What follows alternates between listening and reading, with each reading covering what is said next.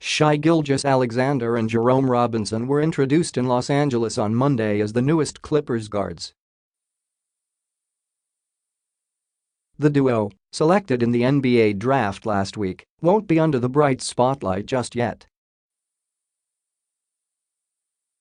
That's reserved for center DeAndre Jordan. This is the final week before the NBA's free agency period begins Sunday, and the biggest question mark for the Clippers is whether center Jordan will opt in or out of his contract.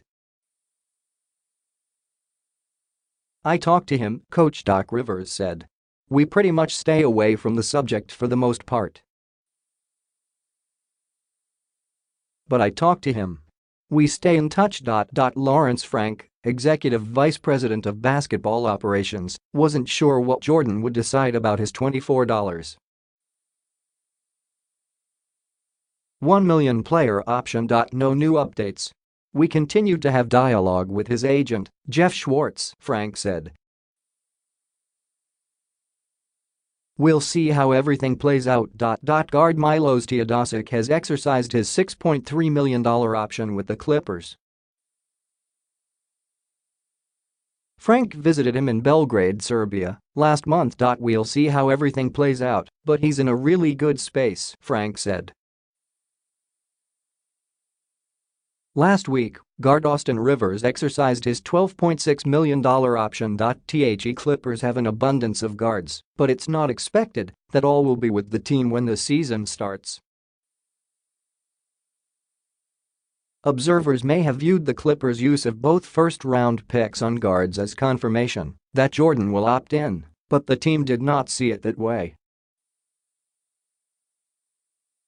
"That's a lot of speculation," Rivers said. "Nothing is official, and Jordan will need to decide by week's end. The number one thing is we draft the best available players," Frank said. "We don't draft for need. That's first. It's important to start with that. Then, very early in the process, we identified Shai and Jerome as top targets.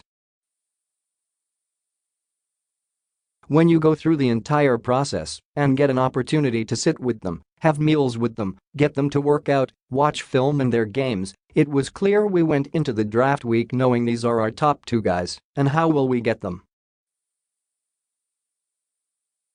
If the Clippers don't make any big moves in free agency, the question remains whether this can be a playoff team again. Last year, the injury-riddled Clippers missed the postseason. They finished with a winning record of 42-40, but their streak of consecutive postseason appearances ended at 6.